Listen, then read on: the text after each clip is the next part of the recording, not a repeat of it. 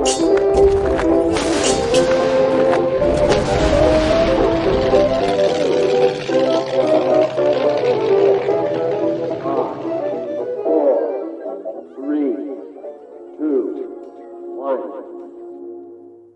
Chalke History Festival special series on history with Jackson. Hello and welcome to History with Jackson, the home of accessible and digestible history. And welcome to our Chalke History Festival special series, where we'll be talking to some of the historians, living historians and performers here at Chalke about what they're doing at the festival and their work. Now, Chalke History Festival will be covered comprehensively through History with Jackson, be it on our social media, our blog, and our podcast. So if you wanted to check out more and learn more about what's happening at Chalke, do head to the links in the description below. Now, without further ado, I'll leave you to our Chalke History Festival special series episode. So hello and welcome to the Chalke History Festival special series here on History of Jackson. We're joined by Bettany Hughes. How you doing? Very good. Very happy, thank you. Oh, no worries. And I'm really excited to talk to you about your work and your talk on the ancient wonders of the world. It was really exciting. Good. It was a lovely warm tent. I banged on. They had to drag me off. You know, like when you have a pantomime, you have a giant crook that comes on sort of to get people off stage. I felt like that. But we got through all of 7 in the end. We touched on all 7. That's really good going to get 7 done in the time that you've been given. Yeah, absolutely. But there is so much to say about them, both as amazing places, but all this new archaeology that I was talking about. So there's lots of new evidence and discoveries that's actually helping us understand who built the pyramids and why, for instance. Well, so I wanted to touch on that with archaeology. Why is it important for us to study archaeology, and how important is it in our study of some of these ancient civilizations? Incredibly important, particularly at the periods that I look at most of my life. So ancient Egypt, Rome, Greece, these kind of early Bronze Age civilizations where sometimes you don't have a written record. So the archaeology is our evidence. But also it's so important for us, particularly as historians, to remember this is a constantly changing landscape, that every single bit of evidence slightly nuances the story. It gives you a new piece to put in the jigsaw puzzle, or it can completely rewrite what you're thinking. And it's really frustrating. I actually can't tell you what I've just been doing. I've just come back from Turkey, where we've got this brand new bit of evidence that's going to completely rewrite one of the most famous myths in the world. So that's why I love archaeology, because it matters and it changes things. It's so awesome that there can be small things that can change our perception of I use regimes. There's my political stuff coming in. Of these civilizations and their cultures. Yeah. But actually, what inspired you to look at this period and to look into archaeology? I think it was I was being really bloody minded. So when I first started, as we all are in ancient history, which was in the middle of the 1980s and then the 1990s, when I was first passionate about this, people didn't care about history. They talked about the year 2000 coming and that there was going to be this giant reset button and all that mattered was the future. And I knew that wasn't true. And I knew there were these very important stories to tell.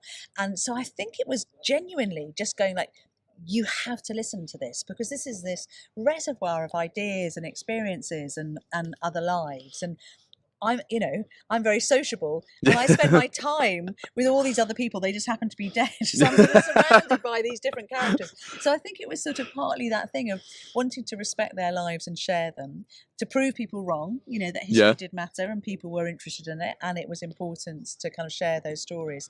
And for me, I really love these early periods because it's where people are beginning to work out how to live with each other and how to live with themselves, and they're leaving us the evidence that we can try to interpret, the truth of their stories. So I'm passionate about it, as you can tell. Yeah, I can see that, and I love how there's a personal tinge to that of wanting to go against what everyone else is saying. That it's like the 2000 moment. I totally agree. There was what I want for a reset. You had that end of history moment in '89. Yes. So, what can ancient civilizations tell us about ourselves today then? I mean, so much. We should never pretend they're us. Yep. They're not us. But they're often thinking quite like us. You know, the birth of the modern human mind is probably around 200,000 years ago. When you get enough people sitting around together, sharing ideas, it's called the critical mass of the cognitive group. So you've basically got enough ding, you know, sort of light bulb moments happening. And obviously we approach the world differently. We have a different sense of it. It smells different. It looks different. Our experience of kind of spirituality in the cosmos is different. But there's a lot that connects us. So I sort of think about, you know, in Homer, where there's compositions of the Iliad and the Odyssey, when you hear about a single hot-headed archer fires a single arrow at all the peace negotiations that had been going to solve the Trojan War collapse. And we see that on our television screens today. Or again, in Homer, you hear about how a mother brushes the fly from the face of a sleeping baby. It was actually talking about a goddess, but you know, as a mother, I know I've done that, and so you can connect to people even if you're separated from them by thousands of miles or thousands of years. And I really love how you highlight those connections, and you make this period seem more human, more real for us, because often it looks rather distant. But in terms of connections, a lot of the wonders that you spoke about in your talk and in your book, they're very Hellenistic centric. Why is that?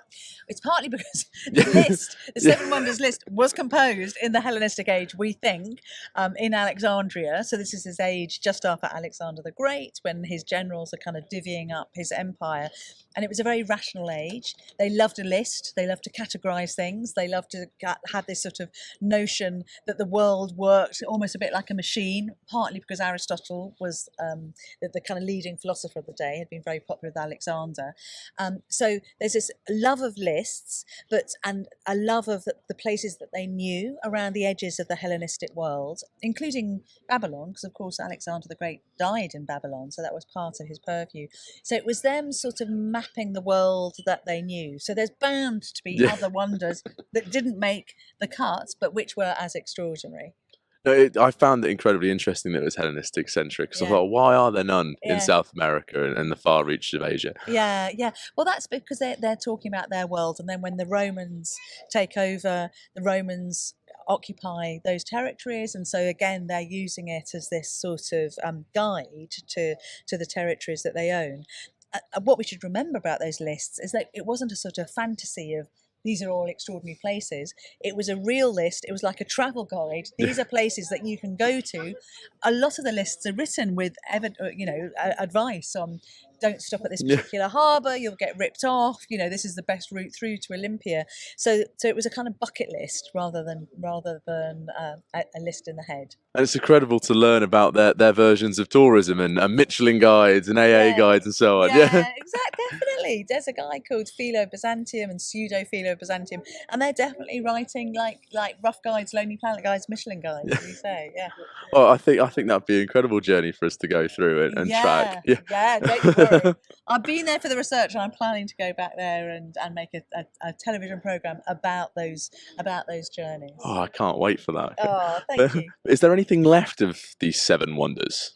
Yeah. So the oldest, the Great Pyramid of Giza, 4,600 years old, is ironically one of the seven wonders that's almost still intact, even though it is the oldest. So you can go to see that. You can go to see all of them, the footprints of the Lighthouse of Alexandria, the footprint of the statue of Zeus at Olympia, the remains of the great temple of Artemis, the mausoleum of Halicarnassus is still there. So you can see these things. The Colossus of Rhodes, we're still deciding exactly where that stood. The Hanging Gardens of Babylon, we're still trying to work out exactly where that was. But no, you can. You should go. It's a brilliant talk. I actually have been meeting people when I've been doing these talks, and there's this lovely pair of brothers who've been to all of them, apart from the Hanging Gardens of Babylon. Which, wow! Because it's in Iraq, and it's quite tricky to go there. But book your tour. Yeah, I'm going to have to soon. Yeah, good. Well, talking of great wonders of the history world, we have Chalke History Festival right behind us. We do. What? Golf buggy. Yeah. There we go. That instantly ties. History stuff that happens as well.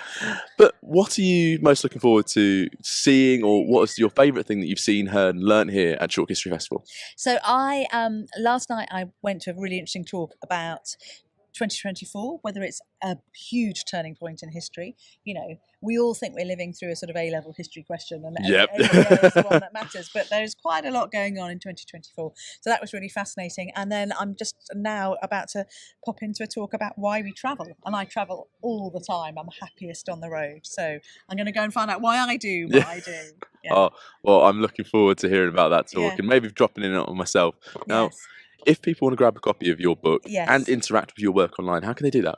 So, you know, any good bookshop, they can get the books online. I'm signing online copies as well, and the television shows I do are available on Channel 4. And I've just joined TikTok. Oh, I know awesome. I'm like a really old farty person who's No, not. I wouldn't say that. No. Well, you know, it's taking me a bit of time, and I'm a bit nervous about doing all of that. But I've finally landed, and I'm recording lots of special behind the scenes moments when I go on my adventures. Oh, so awesome. that will be landing soon. Oh, we'll have to drop you a follow on there. So Yeah. thank you very much for coming on, Oh, Bettany. lovely to chat And we'll to make you. sure all the links are in the description below.